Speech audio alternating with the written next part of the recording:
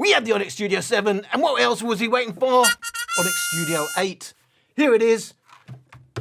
They've gone for the same look, and it looks like a planet. Uranus! Not Uranus. It looks like Saturn, of course. Is that what they were going for? I don't know. It's. I said it last time, I said it again. Ridiculous. It's a ridiculous design. Well, how can you say that out? Well, I'll tell you how I can say it. First of all, I said it, and that's how I could do it. It's because the tweeters are here. Diffraction, or even if you've never heard of the word before, it's obscuring the tweeters. It's right there by the tweeters. We had a lovely design on the 5 and the 6. I liked it, not everybody did. I said it was a bit of a handbag. I said it was a man bag. But this is all about looking good on the shelf. So, look, back in the day. Flashback. We had the Onyx Studio 1, and in its day, I think it's going back to about 2015 or something, wasn't many speakers this size that could put out the bass of the Onyx Studio series, or the Onyx Studio 1 at the time, and that's what it was all about. It came on like a wrecking ball, much like the Motion Boom. In its day, it shook the world. But do you know what? It's not really. They've changed the design. They've gone back to designs. They've done. But one thing that's never changed is the small, ridiculous battery. I have to tell you, Onyx 7 Studio versus the Onyx Studio 8. That hasn't changed. 11.7 watt hours. I mean, you just can't fathom it. 11.7 watt hours. Damn. And that's to protect the sales of the JBL speakers. And it's for the people who've got not more money in the sense. Well, not more money in the sense when you don't buy it off the retail advertising price. When you get the deals, and now you're getting deals on the 7s and the 6, now we've got the 8. It's not bad value, but you can't go portable for about an hour. Not even that if you're playing maximum volume, bass-heavy tracks. But obscuring the tweeters, that's ridiculous. The battery is ridiculous, and this tells me it's not that serious. I'll tell you another reason why they're not that serious about the Onyx Studio 8. On the 6 we had IPX7, I believe. It was waterproof. Not only have they they've taken the flap away altogether. And why they had to take the flap away out, I don't know. But is it because it's already ridiculously hard to put cables in? We've now got mains charging, whereas before we had a barrel charger. Oh, brilliant! So now it charges much faster. No, all they've done is remove the brick and put it inside the speaker. By the way, that's one of the reasons why it may look the same. Onyx Studio 7 versus the 8. The 8 is now bigger. 3.5 kilos versus 3.3 kilos. And indeed, in terms of dimensions, it's bigger. It's bigger in everything except the tweeters. It was 120 millimeter woofers, and we had two 25 millimeter tweeters. We've now got two 107. No, we've got two 20 millimeter. So we've got a bigger speaker. We've got smaller tweeters. Got the same woofer. We've got the same ridiculous back, but we've now got a mains charge, and it used to charge at 19 volts, 2 amps, which is 38 watts of charging. We've now got exactly the same, 38 watts of charging. It used to charge in 5 hours. It now charges in 5 hours. They used to say maximum battery, mixed use, expect 8 hours. But now we can expect 8 hours of battery life. So what has changed now? I'm getting onto it. You may buy this because they now say it's self-tuning. I'm going to get onto that a bit later. But how is it now self-tuning? The clue is it's now got 2 mics. So we had no mics before, couldn't use it as a speakerphone. It's now got dual mics, can use it as a speakerphone. It's got a phone button. So what's changed? They've gone from Bluetooth 4.2 to Bluetooth 5.2 in the real world. Is that really going to make much use? I found a lot of the times latency was better on the older Bluetooth model. The Bluetooth transmitter power is now 25% improved. You've got more Bluetooth transmitter power, so hopefully that may sort out some issues, so a bit more Bluetooth range. We used to have what they call dual sound. You could put a pair of these into party mode. If you knew the workaround, which they never advertised, you could put a pair of those into stereo mode. The workaround being after they were connected in dual sound, you hold the play and pause button for 4 seconds. But now they're now saying, well, now you can do TWS. So I don't know if you can actually do that workaround and get party mode, but certainly default mode for 2 of them will be stereo, and you can only connect 2 of them. The Onyx Studio 4, when they had Connect Plus. They were in line with JBL. You could connect up to 100, and we had an app. No app at the moment. So not much change, and the headline feature really is all about the self-tuning. But before we get onto self-tuning, and the massive improvement you're expecting in the frequency range and the dynamic range, and it sets the world on fire, except it's got an 11.7 watt-hour battery.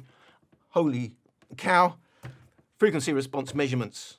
Onyx Studio 8, frequency response measurements, and you can see big adjustment at 40%, but by the time you're hitting 60%, there's not much more bass after that. And when it does increase its bass, it's decreasing its mid bass in order to keep up the deeper bass. Also of note is the upper bass dip, 100 to 200 hertz. Compare it to Studio 7. Studio 7 has less of an adjustment at low volumes, but overall signature is not that different if you overlay them. Well, that looks like a big bass improvement for the Studio 8, but hang on, let's have a look all along here. It's actually playing a bit louder everywhere, except where it crisscrosses in terms of the highs. So if we actually adjust for volume, yes, we got more bass. This is at 40% volume, so it's a big bass adjustment for low volumes, but we've still got some reduced upper bass. So we are paying for that in terms of less upper bass for deep bass, or a bigger deeper bass. 60% volume, pretty flat,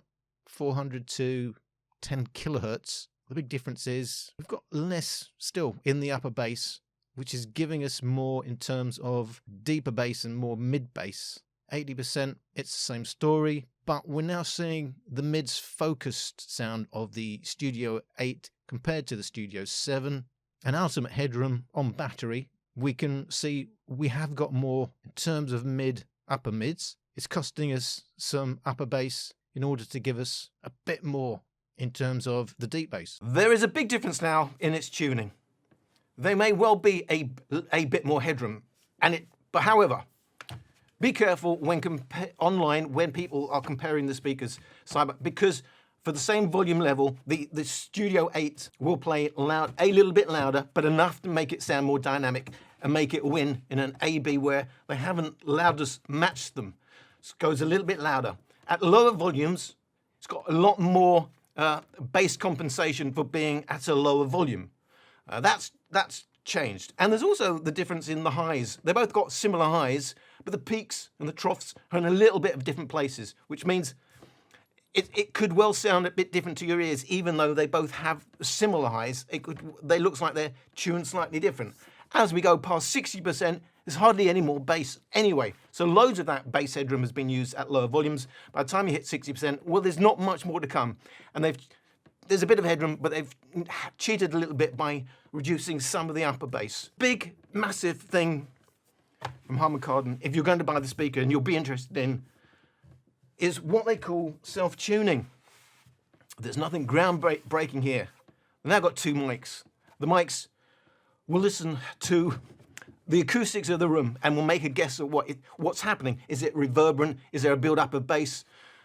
What JBL and the likes are already doing in their cinema range, they've now implemented in this home Bluetooth speaker. They're saying it will sound different in different rooms. They're making big claims. Can now demonstrate what happens in different rooms with the same speaker.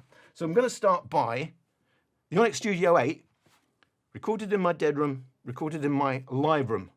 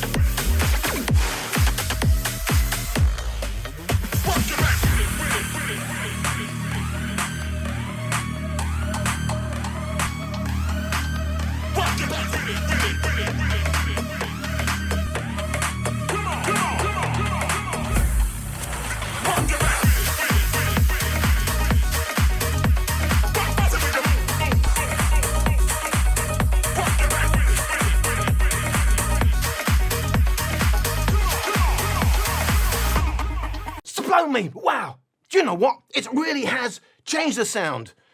Getting more bass, Oh, and it sounds, there's more of a shimmer to the sound. I like that, it's going on. Oh, but hang on a second. Are we listening to what the speaker's doing, or are we listening to the room? Every room has a sound. You should know that. Every room has its own room mode. So I can do exactly the same test with the Onyx Studio 7. And if we then minus the differences from the 7 and the 8, we can see, which will tell us the room, we can see what the Studio 8 is actually doing. So the same test, but the Onyx Studio 7, dead room versus live room.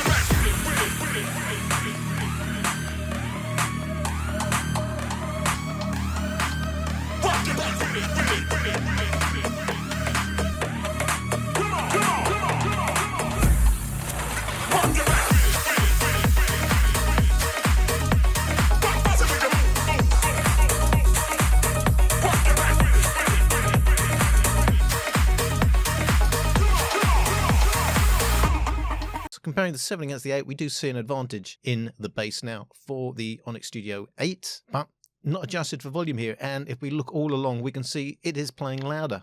This is 60% volume. It's playing louder on the Onyx Studio 8. We reduced that. There's going to be not much in it. But the main thing to take away is the differences. Like for like, 50 to 150 hertz the advantage to the Onyx Studio 8. And then it's playing louder, 400 hertz up. We go to the live room. Yes, the frequency response is now looking different because here we got acoustic treatment. We've got more bass now, not because anything magic has happened on the Onyx Studio 8. It's happening on both of the speakers, the Onyx Studio 7 and the Studio 8, both playing in a different way because it's a reverberant room now. Some treatment in this room, but it's still a live room. But the Onyx Studio 8 still has that same 150 hertz and down bass advantage, and the 400 hertz and up just playing a bit louder. The differences are exactly the same. What we do see is the differences in the room. Got a lot of bass treatment in my dead room, and we see 50 hertz, 55 hertz peak is way, way higher on the live room response. And you're thinking, oh, I'd rather have that. But in terms of accuracy, but if we look at the original track, we can see why acoustic treatment is so important for accuracy. We don't have a bass peak at the 50 hertz mark on the original track. It's the dead room that's giving us the accurate bass, but the live room sounding better. Yes, we got more bass. So the first thing to take away is we're not seeing any changes here between a dead room and a live room. There doesn't seem to be any adjustment on the so-called Onyx Studio 8 having some sort of auto EQ to adjust for different types of rooms. Two different rooms, response is the same because the 7 and an 8 are responding to that room in the same way. And we're seeing the differences in the room modes. And that's why there's a big difference in, do you want a room for audio accuracy, or do you want a room that just sounds livelier? It's going to sound a little bit better, depending on what you want. We've got more bass, we've got more reverberation going on, which can sound quite pleasant to the ears, but we've lost in accuracy. And this shows you the room you make your recordings in can completely change the sound of the speaker. We're going to have better imaging in our live room. We're going to have better accuracy in our dead room. And there you have it. I didn't measure any difference in the Onyx Studio 8 other than the room. So we got to see the room modes and the difference between a dead room and a live room. But the differences were exactly the same for the 7 and the 8. Of course, we're going to do a 40% test for lowish volume, a 66% test. The Onyx Studio 7 against the Studio 8, after all that, is a much of an improvement, if any.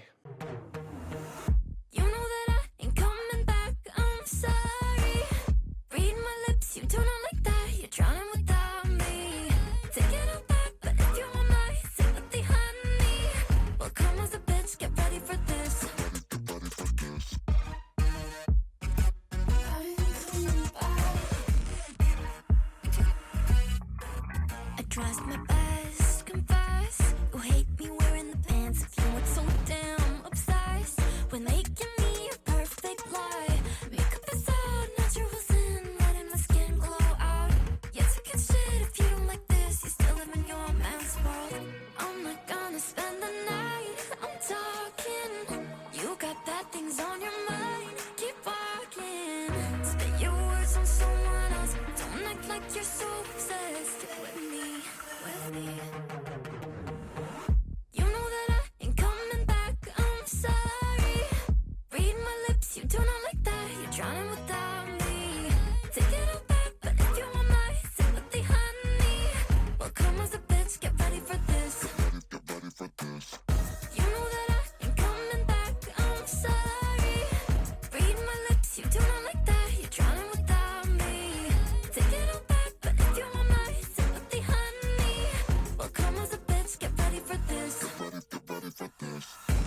for? Did you really think I'd fall for that part? Maybe just a touch. I can't get enough, and I really wish I'd shut the hell up. I will get touchy, but not when I'm low. Baby, you're not a guarantee, but I never know. Let go until I'm up, so below, until I can't quite get away from your touch. When I'm alone, you're not too lonely, and when I'm low, you're getting busy.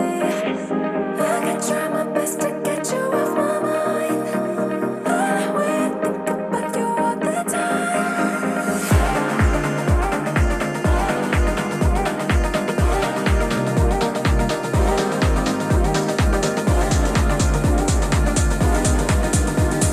When I'm alone, you're not too lonely. When I'm alone, you're not too lonely, and when I'm low, you're getting busy. I try my best to get you off my mind, and I will think about you all the time.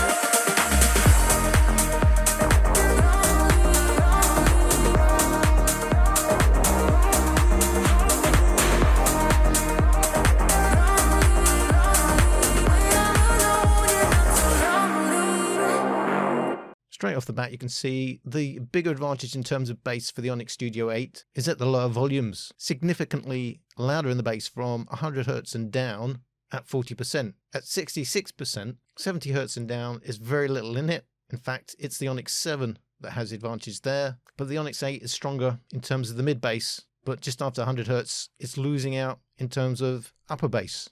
Besides the bass though, there isn't that much in it. At 66% volume, there's a slight edge in terms of the lower mids to the Onyx 7, but upper mids, the advantage to the Onyx Studio 8. And in terms of those highs, we do have a bit more of a peak, 7 to 8 kilohertz for the Studio 8. But then below that, it's the Onyx 7 that's a bit stronger. So they just seem to have slightly different tuning in terms of those highs. And we can see the same difference at 40% volume. At lower volumes, you are getting more bass adjustment. That is nice to have. That's an improvement. That's an improvement in tuning. That's not an improvement in drivers, is it? Basically, it must be the same woofer, and they've got smaller tweeters. So different tuning. There is a difference in the highs. This is a bit smoother sounding to me. It's still a bit on the sharp side. It's smoother sounding. I never really liked the Onyx 7.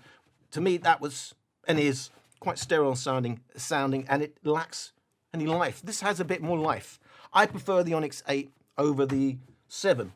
Does that make it a great speaker? No, back in the day, this would have been absolutely fantastic, but we've moved on. So even taking things like the battery and other stuff into consideration, if you've got the 7, there is no compelling reason at all to upgrade.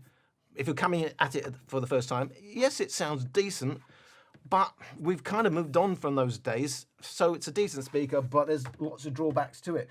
As we got the volume steps, 66%, here's the problem. 60% is kind of already a bit bass limiting. You hardly get, with each volume step, you don't get much more bass. But you're getting this sharp treble. And that means, as you got the volume scale, like 60% and above, it becomes a bit more shrill, and a bit harsher on the ears. So that's, for me, it is a bit warmer sounding, but for me, it's okay. It's still quite nice. If it was 5 years ago, this would have been raving about it, saying it's fantastic. But in today's era, with so many decent options at the price level, I mean, this is not cheap. This is 280 quid or $500. Against, you can get this now about 150 quid, $150. So there's no, and then you get 2 of them. So it's a crazy price now. It is for the lifestyle brigade, and not to forget, we're losing a little bit in the upper bass. So if you're an upper bass fan, you won't like the changes from the 7 to the 8. So what is the ultimate headroom? Will it go massively louder? And of course, you plug the mains lead in, it will go louder anyway. So we're going to record maximum volume both with the power lead in, power lead out, and the differences.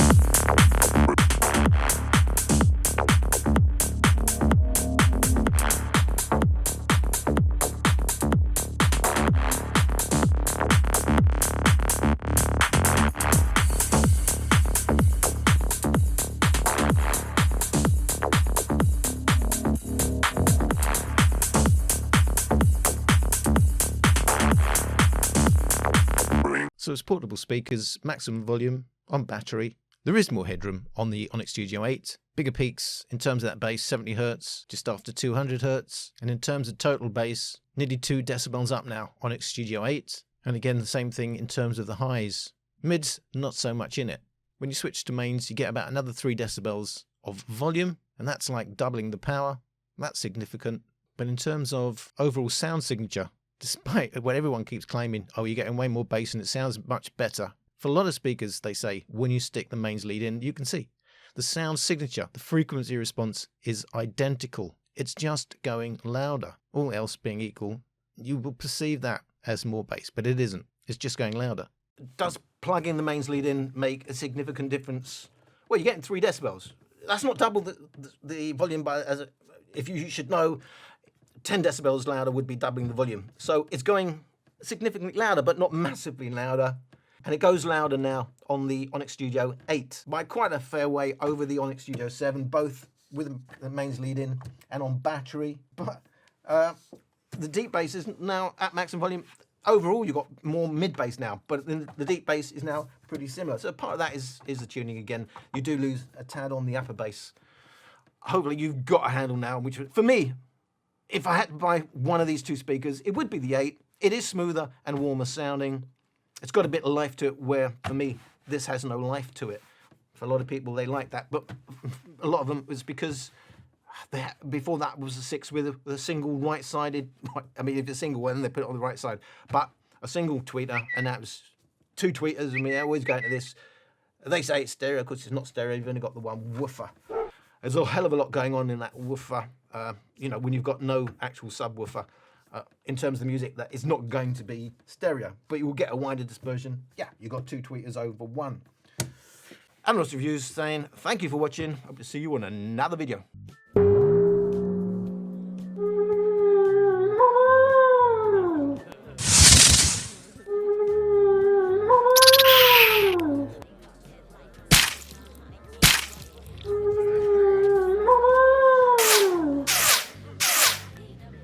All hands on deck.